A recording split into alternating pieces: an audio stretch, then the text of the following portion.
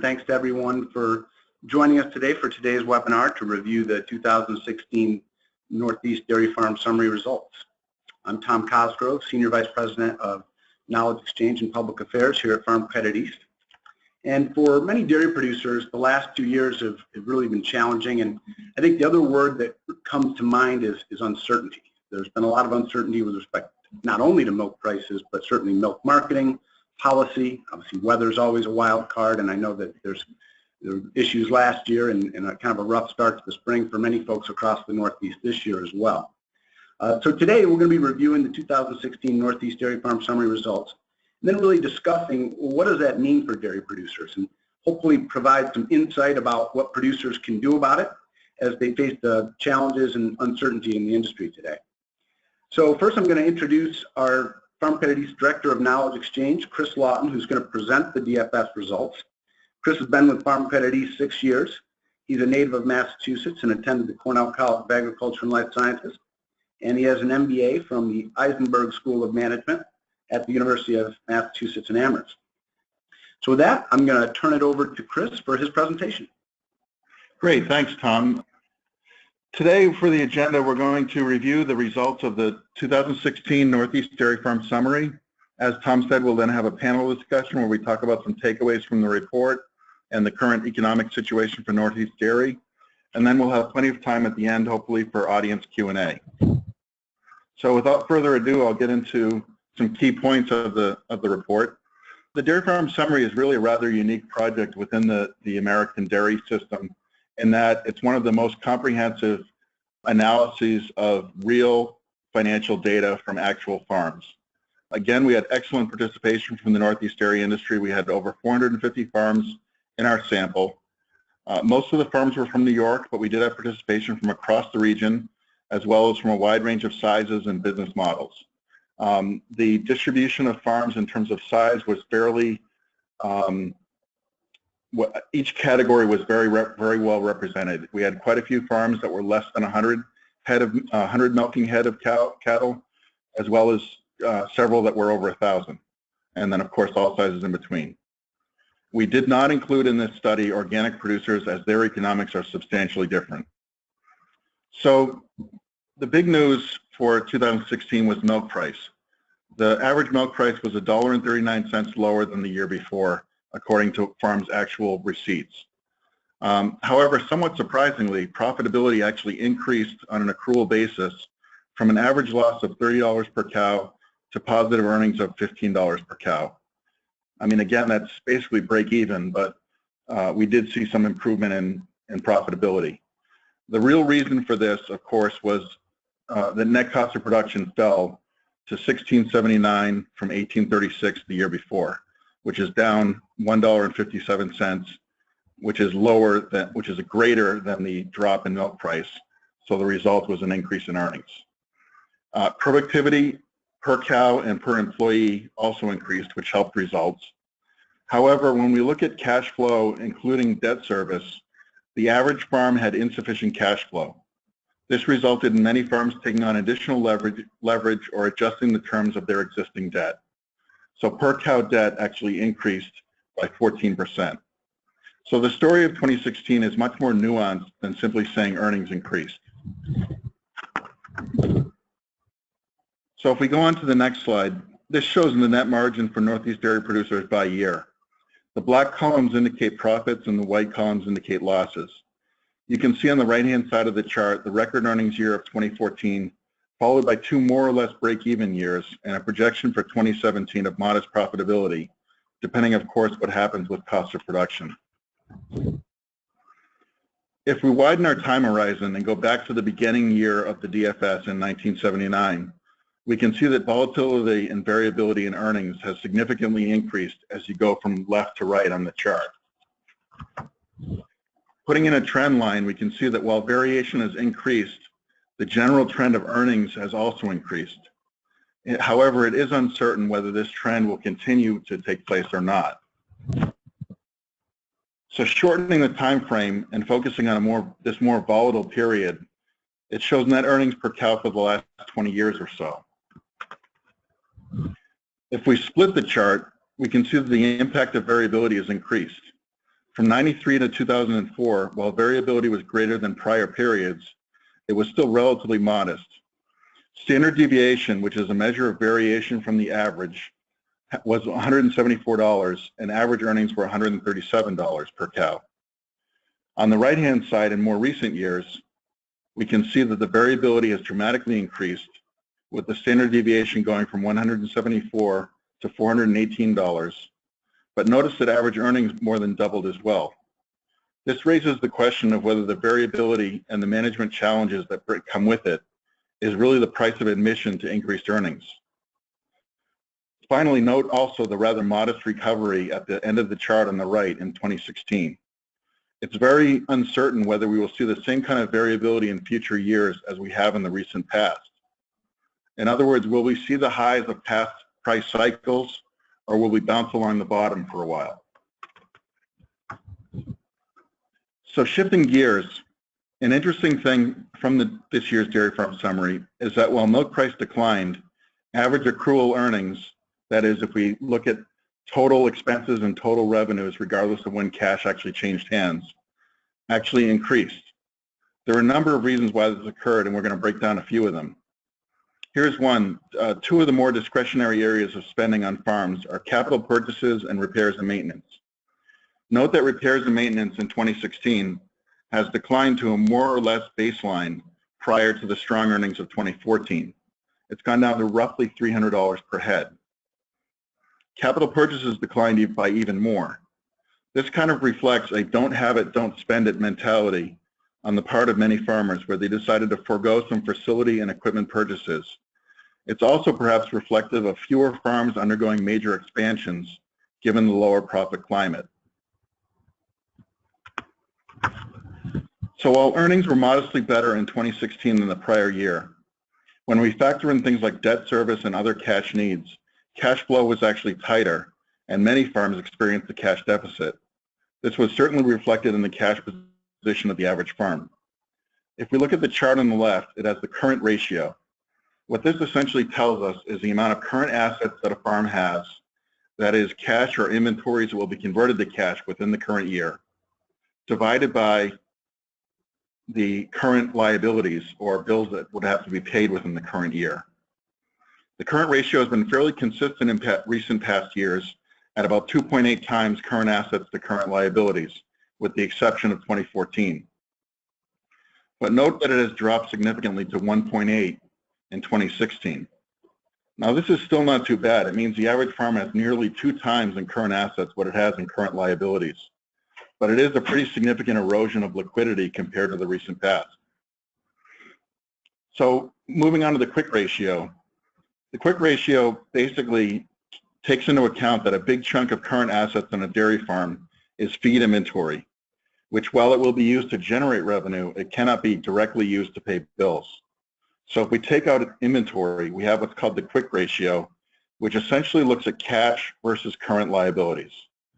The average dairy farm was trucking along at about 1.1 to 1.2 cash times liabilities, but that fell to 0.5 in 2016, meaning that the average dairy farm in the Northeast is relying on that feed inventory being converted to milk and that milk check coming in order to pay bills.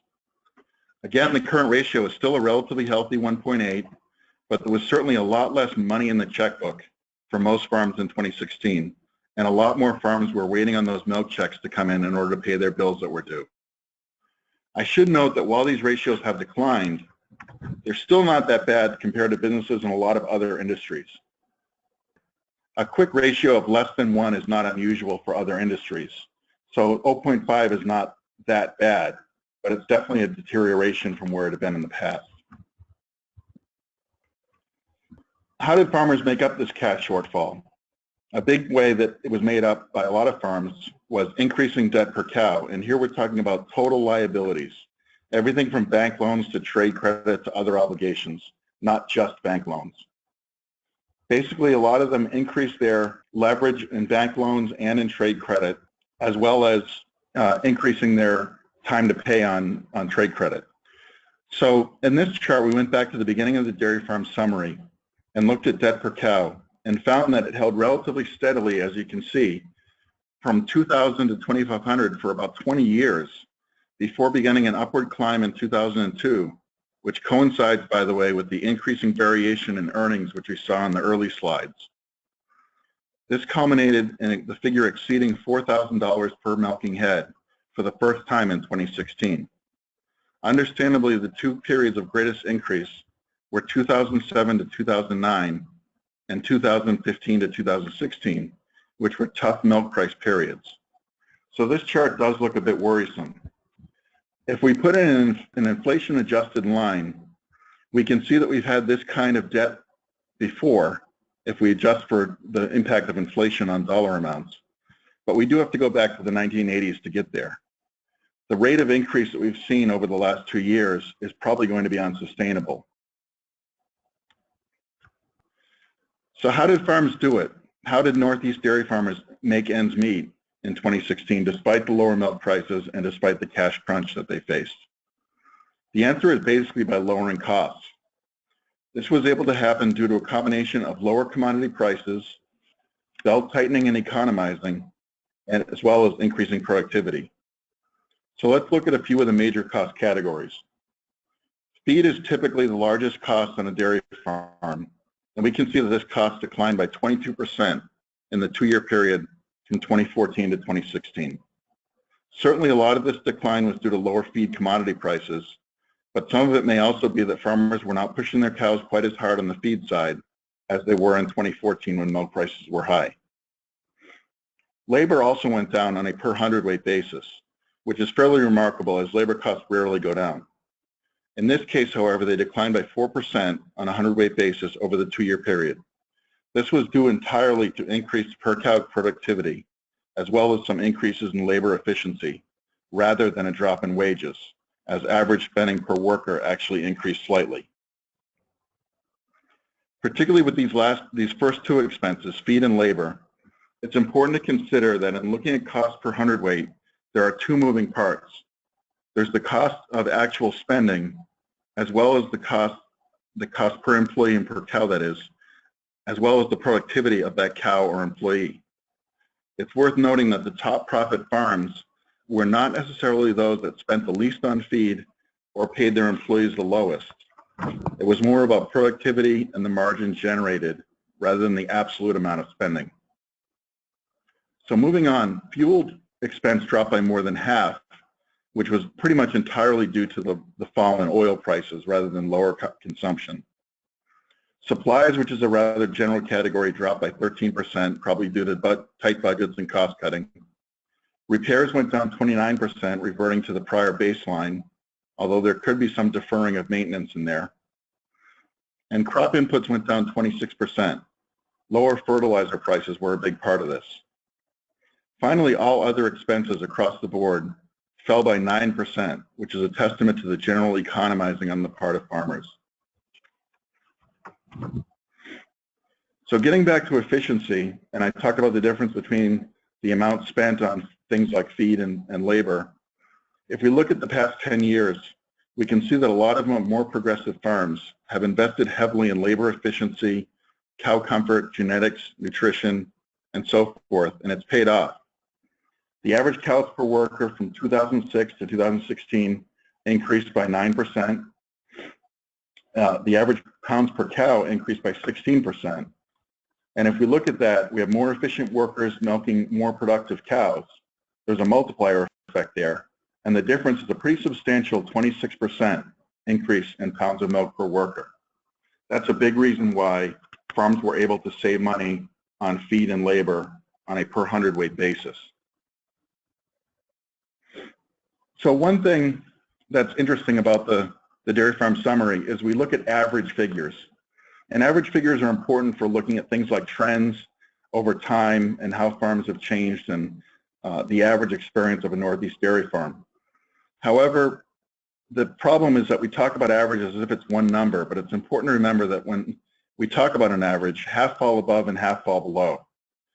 And this is especially true with net cost of production. In reality, each farm has its own unique cost of production based on its operations and cost structure. Here I put a red bar in indicating the average milk price. While milk price received was variable somewhat as well, it varied a lot less than cost of production. So in this chart, most farms to the right of the red bar realized losses in 2016, while most farms to the left saw positive earnings. So despite saying that the average farmer earned $15 per cow in 2016, that belies the fact that a large number of farms struggled with profitability and making ends meet.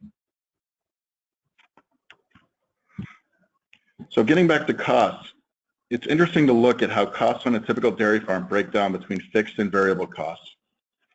Fixed costs are those costs which don't typically change much with increased production, or when they do change, they change in steps as you expand your facilities. These are things like rent, depreciation, property taxes, insurance, office staff, that sort of thing. Variable costs, or sometimes referred to as costs of goods sold, on the other hand, are those costs that are direct production inputs, things like feed, production labor, energy, etc. So if we look at fixed costs, we can see that they have remained remarkably stable for the last 20 years, even though this chart is not adjusted for inflation. This means that productivity increases have canceled out virtually all increases in fixed costs, so the cost per hundredweight has stayed virtually the same over the entire period. In contrast, nearly all of the experience in cost of production has come from increases in variable costs or production inputs, at least up until the last 2 years where significant savings have been squeezed out of those.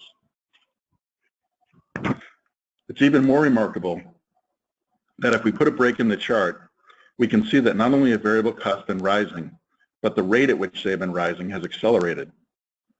One thing that this indicates, or takeaway lesson, is that it can be difficult to grow out of a cost problem. Expansion will generally dilute your fixed costs across more units, but this chart tells us that fixed costs are often not the problem. If you have a cost problem in variable costs, expanding may not automatically solve the issue.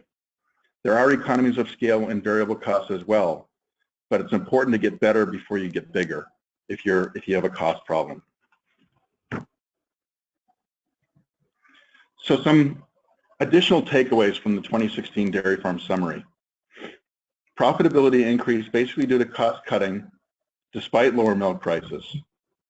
Net cost of production fell for the second year in a row, down to $16.79, which is more than $4 below 2014's net cost of production. We had a wide range of results. Some farms earned more than $1,000 per cow, while others lost comparable amounts. However, there were positive correlations between the size of the farm, efficiency, and profitability. However, it's important to note that not all large farms saw strong earnings. Indeed, some lost money, and as well, we had some smaller farms that were remarkably profitable. So size is not an automatic guarantee of profitability, but nonetheless, we did see a positive trend there. Farms in New York generally showed a lower net cost of production and stronger earnings than those in New England, even when controlling for the size of the herd. And many farms borrowed additional funds or restructured debt to make up for cash shortfalls.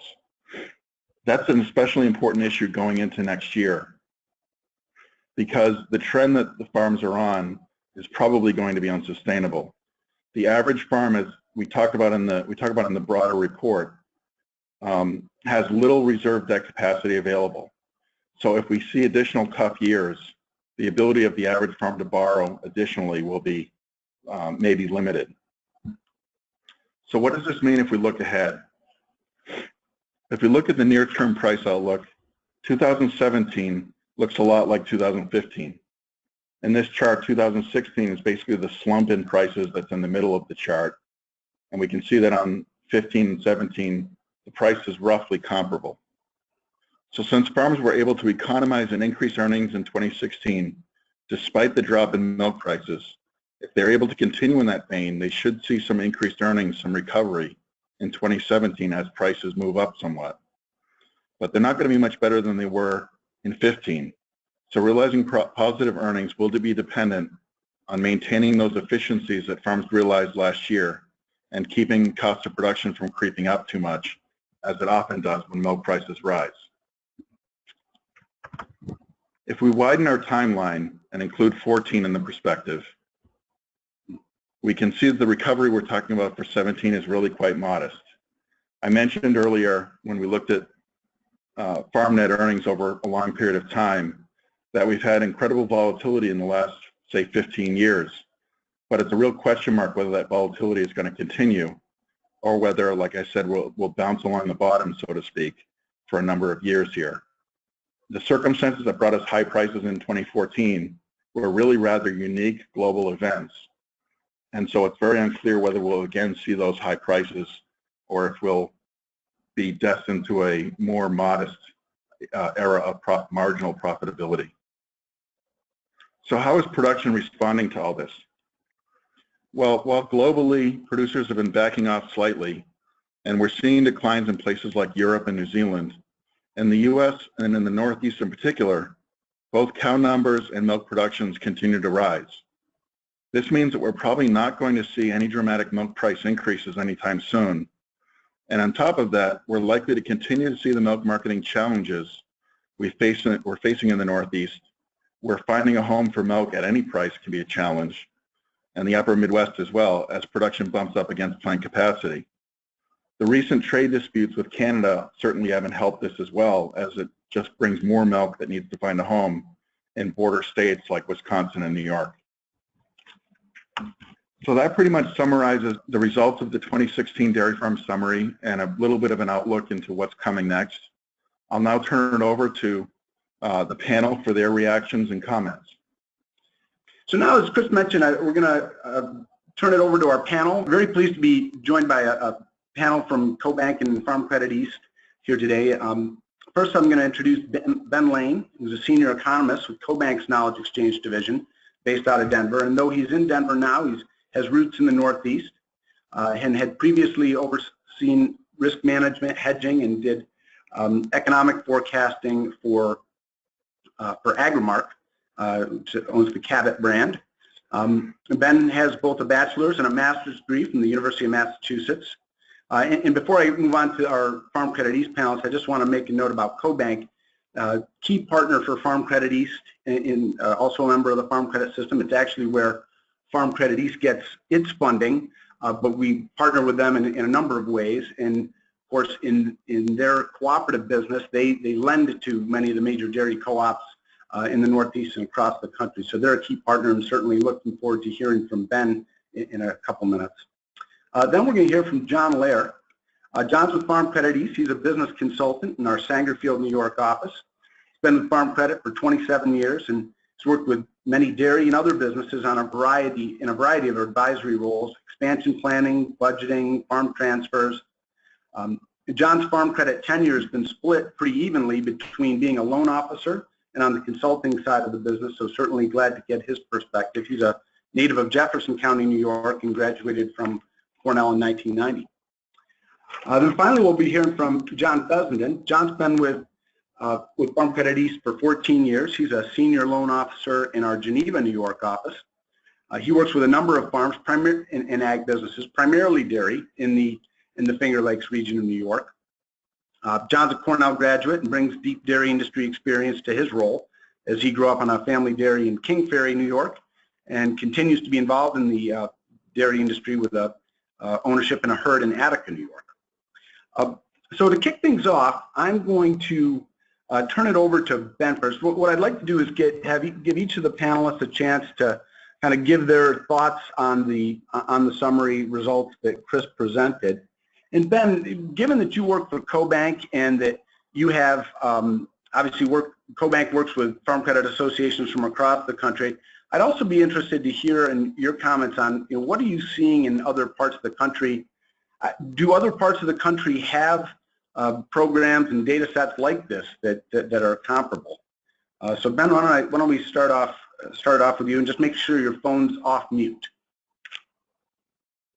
All right. Well, thank you very much for having me. This is a treat to take a little virtual trip back to the Northeast, and it's always, I mean, this report's always a great report. And to answer your question, there's really not something that goes into this amount of depth that I'm aware of, at least in other parts of the country. I wish there was. It would be great to see this sort of thing and be able to get a real deep dive into what goes into dairying and what the costs are and what the different inequalities of the different regions would be, but as far as I'm aware, there's nothing quite this in depth. What I can do though is I've had a few conversations in the last couple of months with folks around the farm credit system. I can give some anecdotal background on some of the other regions. So I think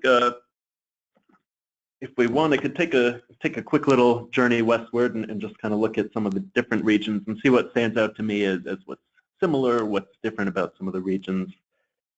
One of the regions to the west, if we move west a little bit towards the mid-east, let's call it, if you look at Indiana and Ohio and Michigan a little bit, you've got bigger herd sizes. They're similar in the sense that they're heavy class 1 and 3 usage, similar to the Northeast. Lower cost of production is, from my understanding, and this isn't nearly as scientific as what you've put together, but $16.50, but they can get down to the $15.50 range in some senses. But there's also not a whole lot of processing capacity, so their milk prices are feeling pressure in that region, especially in Michigan, where they're experiencing a pretty heavy surplus of milk. There's talk about putting a new cheese plant in there, and that's definitely something that's needed up in that region in terms of more processing capacity. So they're feeling similar pressures to the Northeast in terms of a pretty heavy surplus of milk. One other thing in that region, Dannon is a pretty big player in that region, and they've been doing a lot of cost-plus deals and cost-plus contracts with producers in an effort to move towards GMO-free feed, and there's some thought that that's going to have some upward pressure definitely on the cost structure of farms in that region. If we move towards the upper Midwest, I think a lot of people are aware, looks a lot like the Northeast. I mean, a little heavier in class 3 than class 1, but similar in terms of herd sizes, and the cost of production is right around $17. In the past had lots of competition in terms of processors. There's a lot of smaller to medium-sized processors out there, and you know, in recent history, even there's been times when a producer could. I was talking to someone the other day in Minnesota who could shift their. They changed 3 times in a year who they were shipping their milk to, just to kind of try and find the best milk price, and there was so much competition that wasn't really an issue. I think we're finding out now that that can be an issue when there's as much milk as there is. There was the situation with Grassland, with their loss of their Canadian partner, and there was a number of farms that went without, came pretty close to not having a milk supply. I think that's mostly shaken out at this point, but it's definitely gotten a lot of folks up there thinking more carefully about what the terms of their supply contracts are. An area of a little more development moving west is the Dakotas and Iowa, Nebraska. They have much larger herds. The average count is about 3,600 head. They're still around the $17 a hundredweight range in terms of cost of production. South Dakota is an area of growth. They've been trying to recruit a little bit from California. Similarly, Kansas has as well. Kansas has, as far as the conversations they've had, they've got some of the lowest cost of production around the country. They were claiming around $14, which I think there's a little more to it there. I think there's some different types of costs, but they have few but very large dairies, and there's some new activity in terms of powder plants out there. So they've got large-scale farms, but not very many. Texas has got a pretty wide variety of herd sizes. Their average is around 1,000 head, I believe. The Panhandle is much larger. They tend to be in the 3,000 plus range. Production's been growing there. Cost of production is around $16, but it's been higher than normal. They're still recovering from that the winter storm Goliath that knocked out a lot of the herd and caused a lot of damage. So there's a lot of costs associated with recovering from that, and that's kind of pushed up their cost in this past year. New Mexico and Arizona, another area of large herds, 2,500 to 3,000 head is the average. Also, again, Arizona in particular, not very many farms, but they tend to be much larger. They're in the $15.50 to $17 cost of production range. The higher end of that is also probably being pushed up again by recovery efforts from the winter storm. California, the other big dairy region, is around 16 to 16.5 in the Southern Valley. Production's been declining and kind of stagnating there. I don't think it's really, I think there's a lot of talk about the drought. I'm not sure that the drought has been as impactful on the dairy industry as it has in other ag industries in that state. But something that strikes me about California too is there's also a lot of diversification, similarly to what you see in the Northeast, but it tends to be almonds or other tree nuts that they have in addition to the dairy, as opposed to maple syrup, for example. And then finally, the Northwest, Oregon, Washington, Idaho. It's a pretty wide range again, very similar in a lot of ways to the Northeast, for certain parts of it at least. If we look at Idaho, though, Idaho's around 1,000 head. Washington, I think, is just under 800. But again, there's big variations in those regions and a lot of different styles of farms, and the cost of production tends to be similar again, just under the $17 per hundredweight range. And I think, to me, what stands out about all of that is you've got a lot of different unique conditions in a lot of these regions. A lot of them look similar to the Northeast. A lot of them look very different, and the types of farms that you see going in definitely adapt to the different conditions in the different regions, and they tend to all sort of converge toward the same. You've got similar cost of production in a lot of areas, but they tend to sort of make what works in that region. Whether they've got low milk prices, they need to take advantage of bigger scale and reduce their cost, or whether you've got higher milk prices and you can focus on strong management of a smaller to medium-sized farm. But it's interesting to see how the different regions adapt and how the producers in those regions have fared over time. That's what I have in terms of a regional breakdown. Again, I wish there was a little more detail like we've seen here that we could look at for other regions, but I think this sort of anecdotal numbers are the best we can hope for at the moment, at least. Well, great. Thanks, Benno. It's interesting to get your perspective on kind of what's going on in some of the other regions around the country, sort of a tour of the dairy production sectors across the country. Good. So let me turn now to our Farm Credit East panelists, John Lair and John Fessenden. I think I'll start with John Lair and ask John, so as a business consultant, you work with a lot of dairies across the state. And I guess, number one, would ask you to give a kind of your overview comments on what you heard in the presentation, but then also maybe comment on what kind of strategies you're seeing from the producers that you work with. Okay, thanks, Tom, for having me. One of the biggest comments I've got on Chris's presentation dovetails into some of the notes as I prepared for the panel. Chris's comment that you can't grow out of a cost problem is extremely powerful concept, is that better is better than bigger. And when everybody gets their DFBS books, the most powerful page in the entire book is page 31, where it breaks down the industry between variable and fixed costs on a hundredweight basis, what we call, in my world, the gross margin model. And that ties to exactly what Chris was talking about, is really understanding where the cost structure of the individual dairies, either that you have or your own or you're working with, and understanding that strengths and weaknesses before just that blanket, I've got to add 20 more cows or 2,000 more cows. It's understanding, how my gross margin, milk price minus variable cost, actually compares to my peers in the industry. And I think that was my number one takeaway from Chris's presentation, and as I looked at the draft DFBS book, of understanding that, and that page 31 being extremely powerful.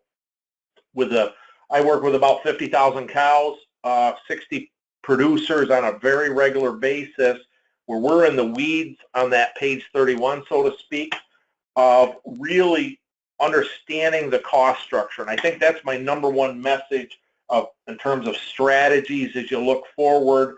If you're on the call and haven't looked at your business that way, that would be the place where I would start. That coupled with the masses are hunkering down just because the money's not there.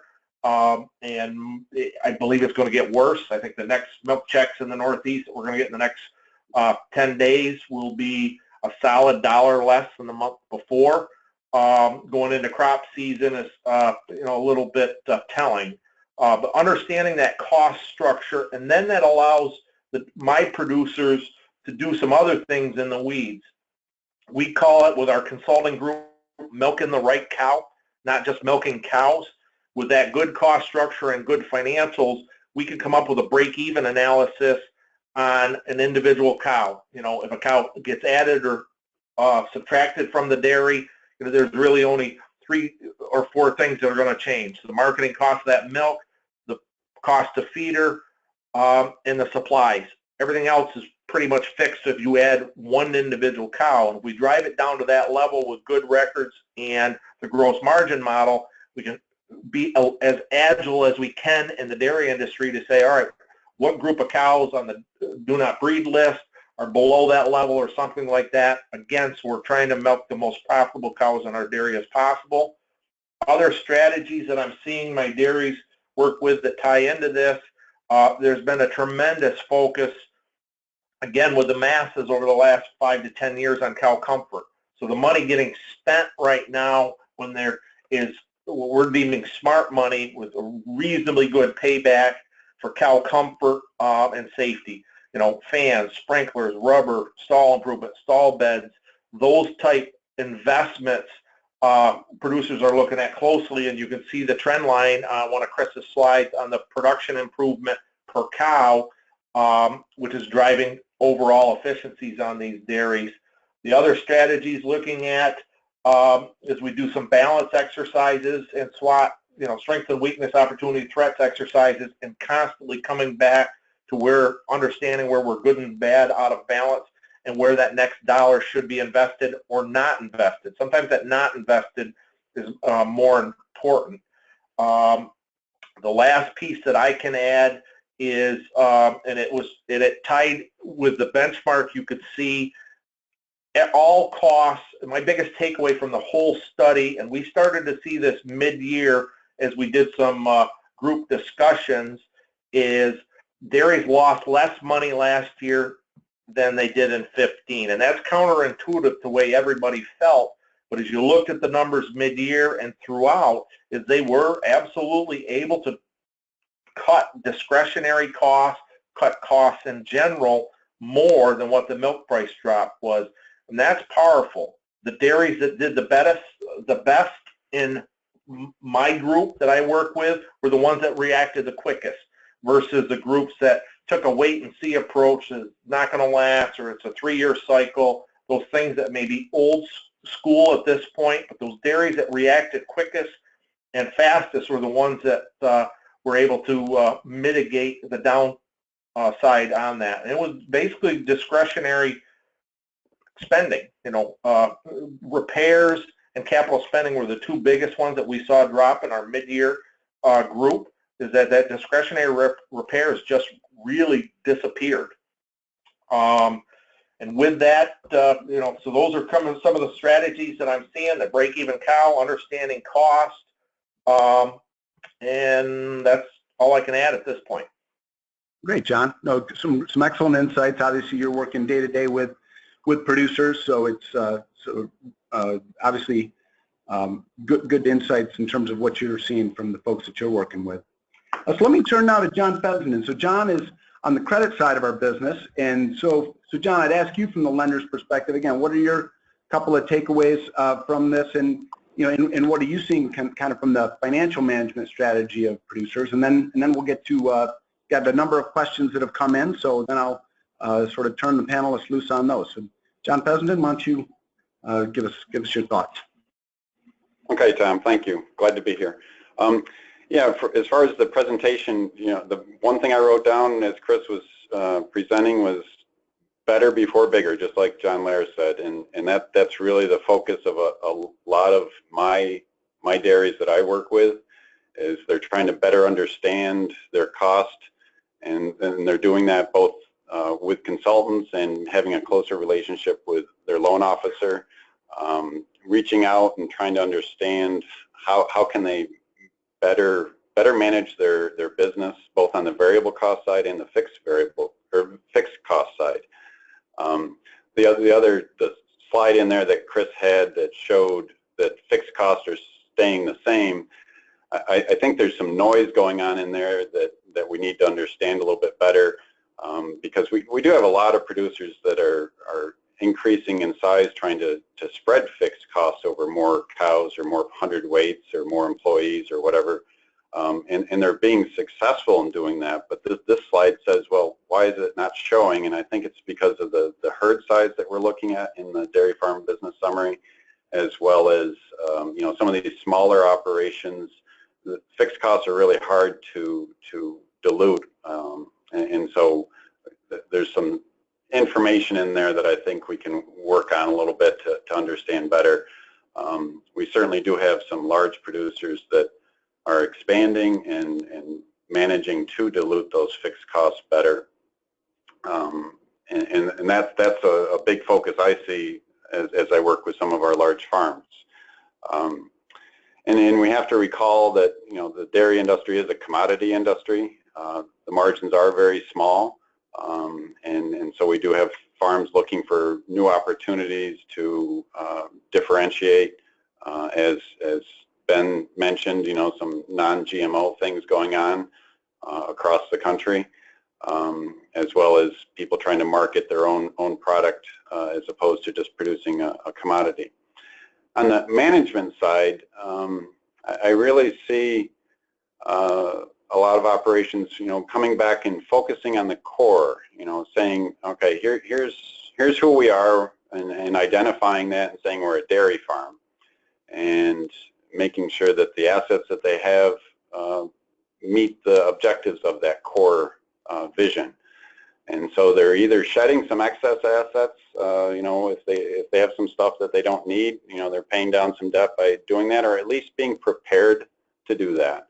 I think that's a good strategy that a lot of farms are willing to consider. They're also positioning for these lower prices and trying to gain some efficiencies, and I wrote down a couple areas that I see farms focused on. Technology, certainly labor savings, whether it's robotic dairies or just making sure that we're handling the right number of cows in the most efficient way.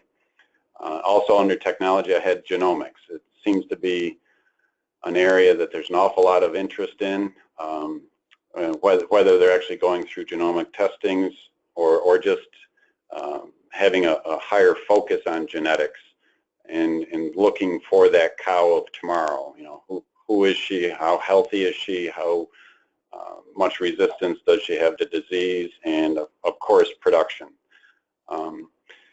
And then operations, kind of stepping back and evaluating all the different areas of a dairy farm, like in let's say the cropping department, making sure that they're growing the right crops and the right genetics out in the field to get the highest digestibility and most milk out of the cow, because there's a lot of efficiencies that can be gained there. Another area maybe on the mid-sized farms, some farms looking at taking advantage of custom operators. Maybe we don't need to be heavily invested in those expensive assets of trucks and forage harvesters when we can pay somebody to come in and fill our silo for us. The other area I think there's a lot of interest in and maybe a lot of opportunity that isn't realized yet is in the young stock program. We've grown up in a culture for decades and decades of raising every heifer calf that hits the ground and thinking that we're doing a grand job of increasing our genetic potential and or number of heifers available to put into the milking herd. And we've done such a good job with that, I think we have too many heifers around. And so I think there's opportunity to evaluate how many heifers we have to have on a farm. And that comes from an analysis of your age of first calving and cull rate, and then maybe saying, well, which heifers do we want to keep around that are the future of our herd? And maybe we don't need to have a 1-to-1 ratio or a 90% ratio. Maybe it's more like a 75% ratio of young stock to mature cows. And part of that evaluation should also say, okay, so how do we select those calves that we're raising? And that starts when you pull the straw semen out of the tank. And there's some good opportunities to look at there. So that's what I see going on with my customers is looking at all aspects around the farm and trying to look at opportunities and see where we can reduce our cost. And it's always important to remember that it's not just the check that you write when we're talking about reducing costs, but it's cost per hundredweight. And so there's a top of the equation, the dollars, and the bottom is the hundredweights. And so it's always better to be fully aware of the top and the bottom of that equation so that you are truly reducing your dollars per hundredweight of milk and what it costs to make that milk.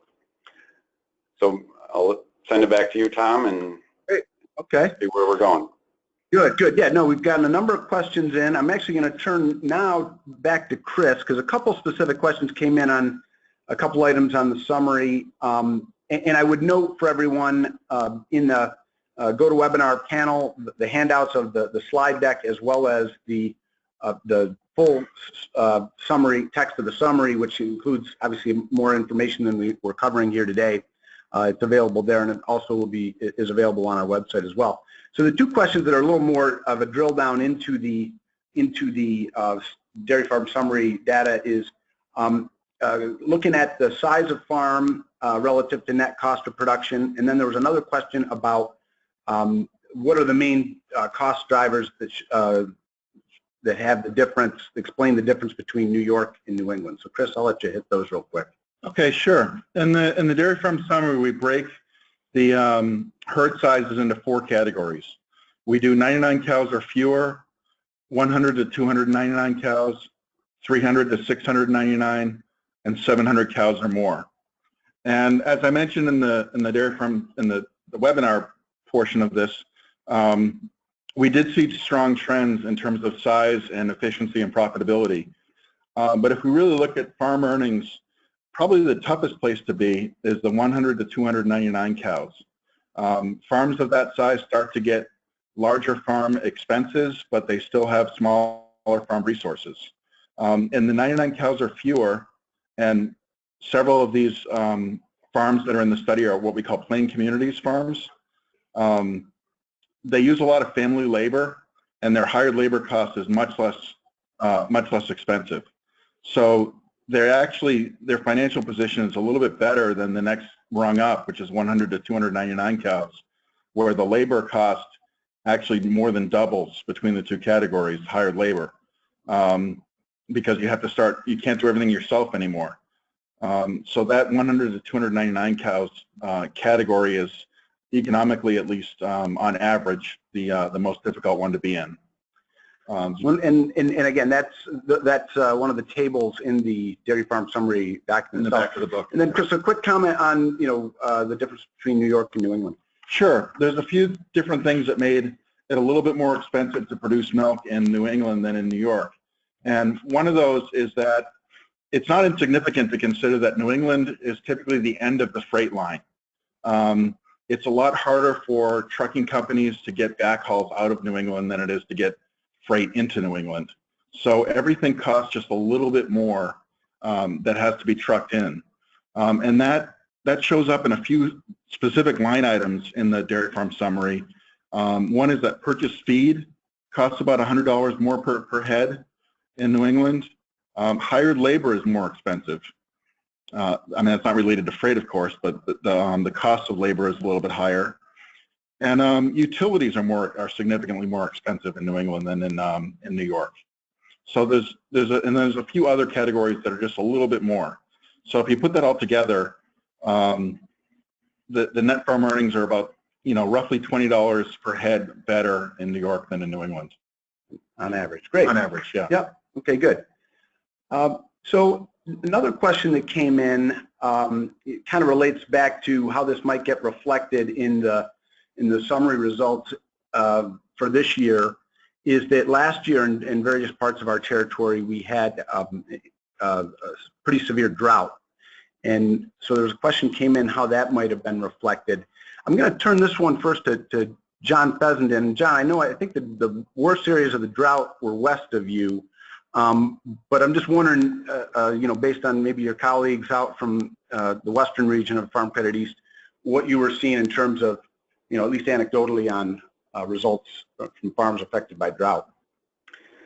Yeah, so the drought was pretty bad out here, particularly in the corridor along the thruway between Syracuse, right around Rochester and out to Buffalo.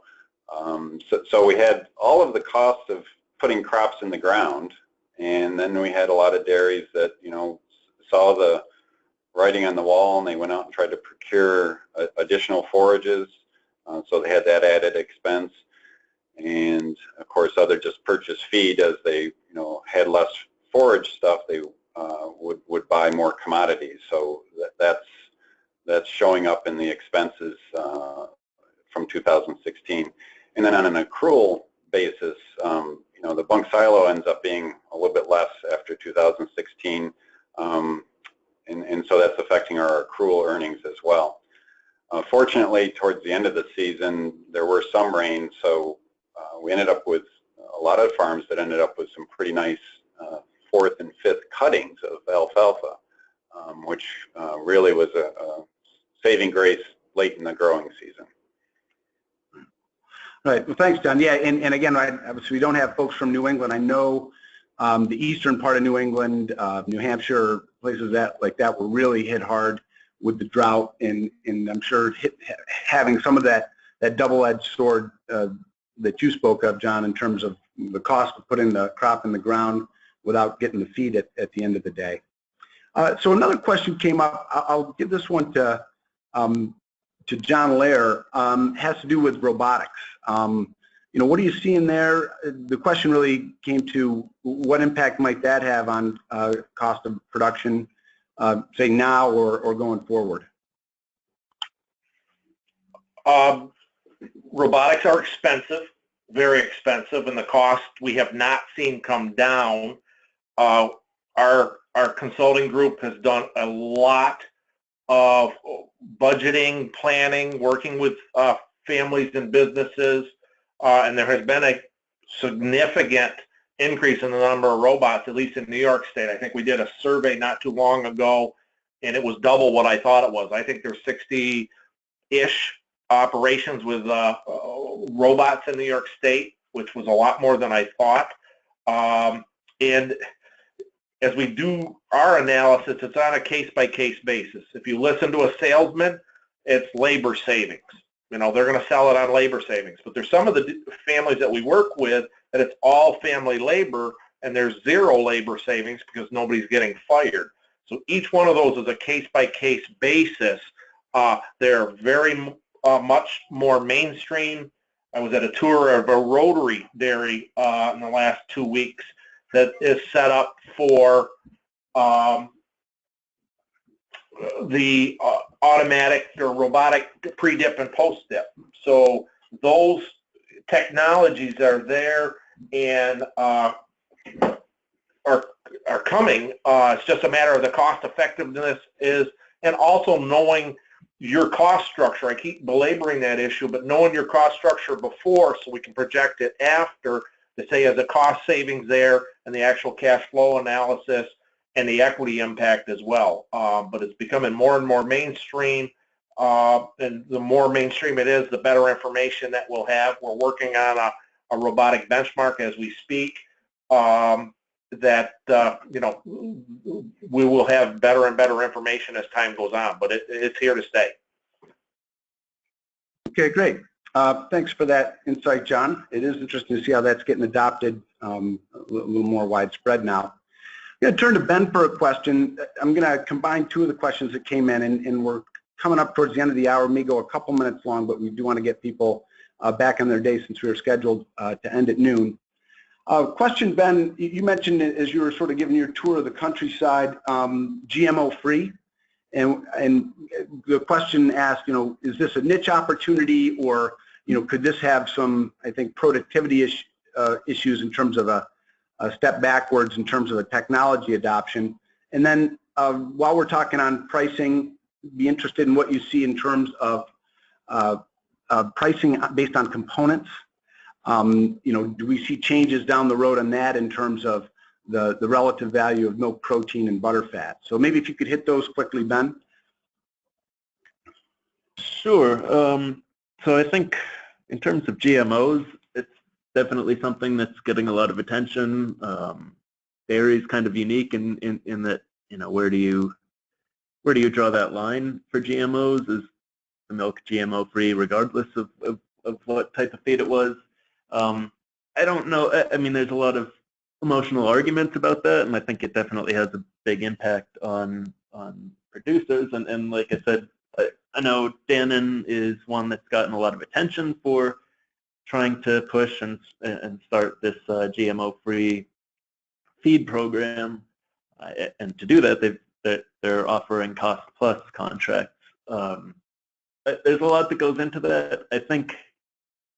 I mean, from my point of view, I think the way that this could best play out is maybe have that be something that's offered. I think as we run into with organic and other type things as well, I think ideally we'd like it not to be something where the marketing is fear-based and where you're trying to demonize conventional production or people that use GMO crops. I think that's something that I'd like to see everyone get beyond, so that we could, it's fine to have a variety of different production techniques and have different products offered to consumers that can afford different things or might want different things, but I think we don't want to make people afraid of the food they eat and harm the whole industry at the same time. I don't know the best way to do that, but I think that's the important thing that we should try to strive for.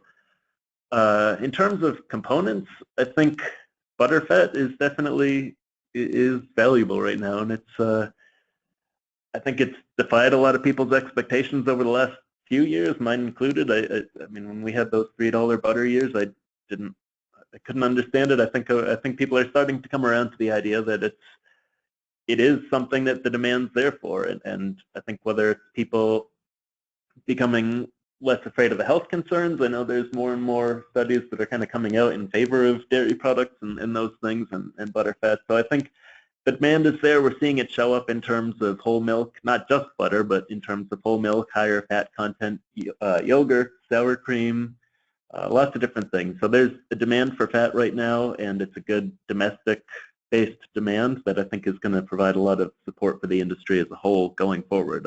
There will be cycles. It'll go back and forth, but I think for right now and for the foreseeable future, at least, it's looking pretty positive in terms of butterfat. Well, folks, we have reached the end of our hour. There were a couple questions we didn't get to. We'll try to follow up with those folks offline.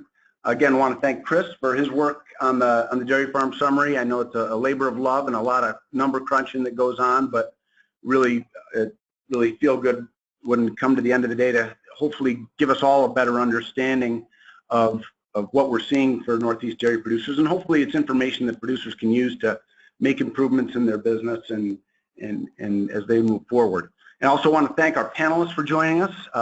Great insights from all of you in terms of the different perspectives you have with the producers that you work with, and for Ben for joining us from Colorado to give us kind of a national perspective on some of these issues as well.